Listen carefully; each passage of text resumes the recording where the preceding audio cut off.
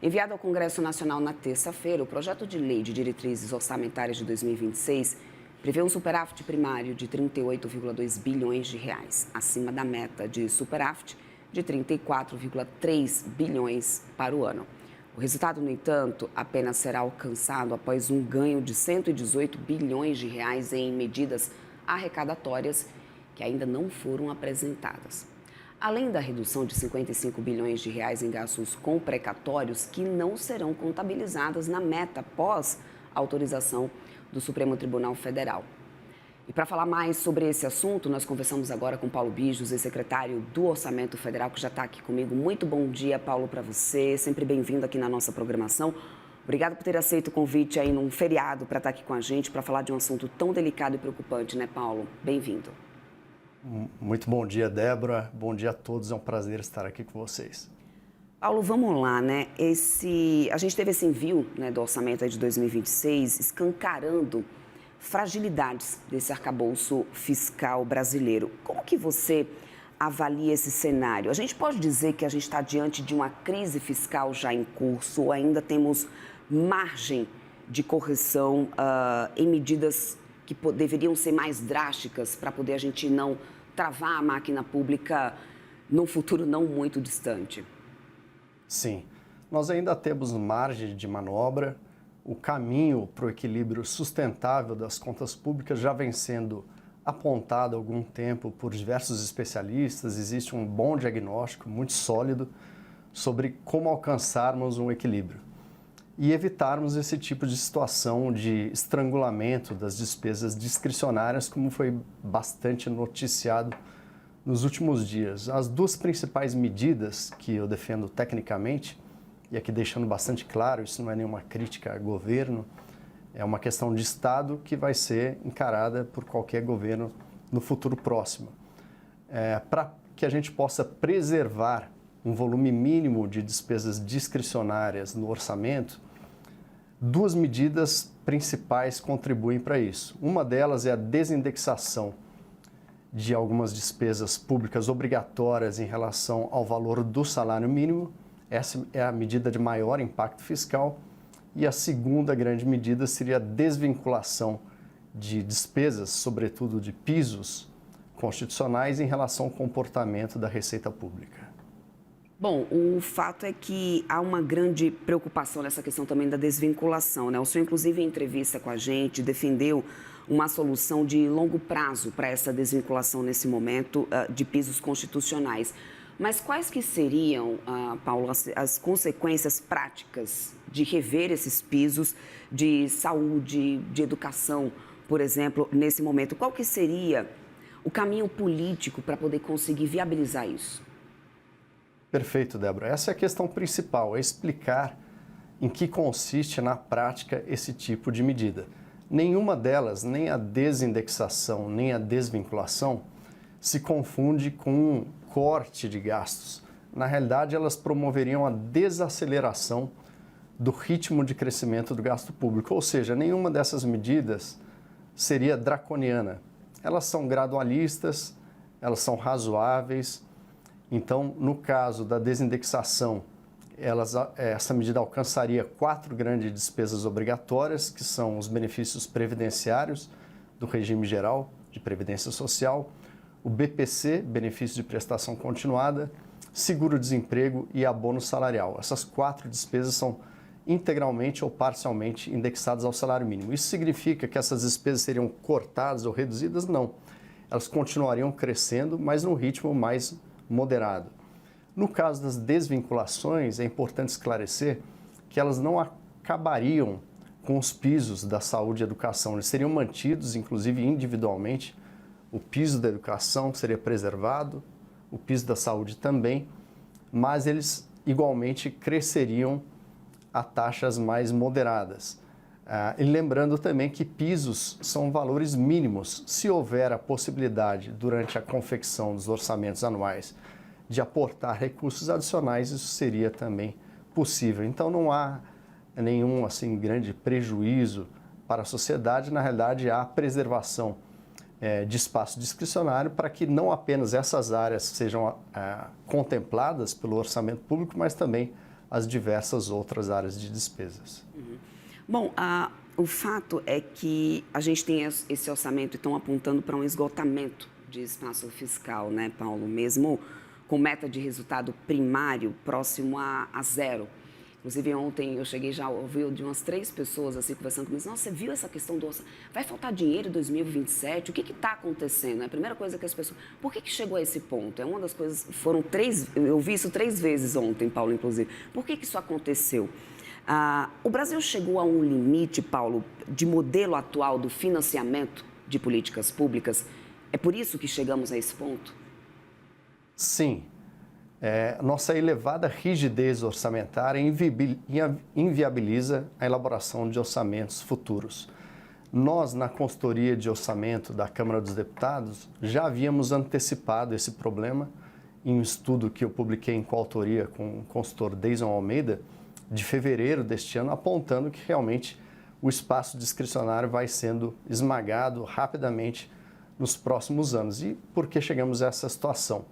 Porque as despesas obrigatórias estão crescendo mais rapidamente do que o aumento do limite de despesas primárias instituído pelo novo arcabouço fiscal, que permite um crescimento real desse teto, desse limite máximo de 2,5% ao ano, ao passo que as despesas com benefícios previdenciários e outros, por exemplo, crescem a ritmos mais acelerados.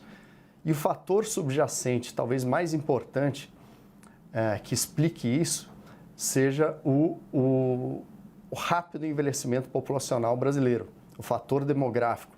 Aqui eu estou me referindo especificamente à Previdência e BPC, que são sensíveis à demografia. Neste século XXI, a população idosa no Brasil mais que quadruplicará. Mas como esse movimento é silencioso, ele não ocorre da noite para o dia, cedo ou tarde esse efeito se manifesta. O que ocorre é que, para além da demografia, a indexação de despesas ao salário mínimo turbina essa velocidade de aumento de despesas com benefícios previdenciários. Da mesma forma como a vinculação de despesas a receitas também acelera o ritmo de crescimento do gasto público. É por isso que chegamos até aqui e essa é a razão pela qual é tão fundamental revermos todos esses critérios legislados que definem o ritmo de aumento de despesas para que nós evitemos, então, essa situação de elevada rigidez a ponto de termos um risco do chamado shutdown de despesas de custeio. Pois é, Paulo. E essa é justamente a minha próxima pergunta para ti. Como rever essa rigidez, né? Sem ferir, por exemplo, direitos que já foram adquiridos ao longo desses anos? O que é possível fazer dentro das regras atuais, se é que é possível fazer, né? Perfeito, Débora. É possível, novamente, isso requer um processo de esclarecimento e de convencimento. Para ambos os casos, seja para desindexação ou para desvinculação, é necessário que seja aprovada uma proposta de emenda à Constituição, uma PEC. Nenhuma dessas medidas fere cláusulas pétreas ou direitos adquiridos, até porque, como eu disse, nenhuma delas implica redução efetiva de despesas ou cortes. Na realidade, a redução do ritmo de aumento dessas despesas tão somente. Então, os direitos seriam preservados. Eu mesmo já fiz consultas a colegas constitucionalistas. Existe, sim, alguma polêmica em torno do tema, mas estou bem seguro de que isso não é inconstitucional. E nesse processo de esclarecimento, eu já tive a experiência recente de ter e testemunhar como esse processo é politicamente viável, tendo em vista que no âmbito da Câmara dos Deputados, já no ano passado, em novembro do ano passado, após uma apresentação técnica para um grupo de parlamentares, 3 deles patrocinaram essa PEC, que foi a PEC apresentada de autoria dos deputados Júlio Lopes, Kim Kataguiri e Pedro Paulo. Salvo engano, essa PEC já conta com a coleta de cerca de 70 assinaturas, o que demonstra que há uma viabilidade política também para isso. E, Paulo, agora pensando um pouco sobre reforma administrativa, né? Essa foi uma solução estrutural, ou seja, um debate, na verdade, né, que voltou agora à tona com essa história que está, né, depois da entrega do orçamento para 2026 essa semana. Na sua visão, qual que seria o impacto, inclusive, real de uma reforma administrativa? Eu pergunto isso na questão do alívio das contas públicas nos próximos anos. Poderia ser, é viável, né, num momento como esse? Não sei se talvez daria tempo, teríamos tempo hábil para já resolver o problema desse D0 que a gente já tem, né? Mas a reforma administrativa poderia ser uma solução estrutural? E quanto tempo, né, levaríamos para poder chegar a isso? Ótima questão, Débora. Tendo em vista que a desindexação e a desvinculação não esgotam o cardápio de medidas relevantes em prol do equilíbrio das contas públicas, né? Nós teríamos em adição a essas duas medidas a revisão de gastos tributários, que continua relevante, a questão de supersalários, de reforma administrativa, como você bem colocou. Então, tudo isso também merece participar desse esforço maior de revisão dos gastos públicos. No que tange à reforma administrativa, em particular, entendo que ela perpassa também essa questão dos supersalários e outros temas que são, do ponto de vista gerencial ou moral, inclusive, muito relevantes para toda a sociedade. Todavia, no âmbito específico da União, ou seja, no nível federal, no orçamento público federal, essas medidas talvez não tenham impacto fiscal muito relevante, o que não quer dizer, novamente, que elas não sejam essenciais para a melhoria da qualidade do gasto público ou até mesmo para que o Estado conquiste maior legitimidade junto à sociedade.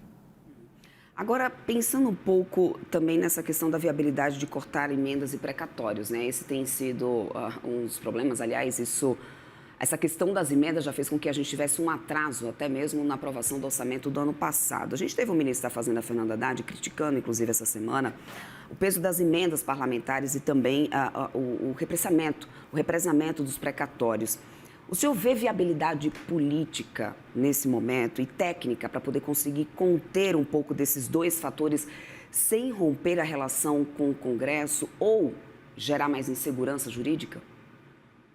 Entendo que sim. Entendo que todos os poderes deveriam participar desse esforço maior em prol do equilíbrio das contas públicas, o Executivo, o Legislativo e o Judiciário.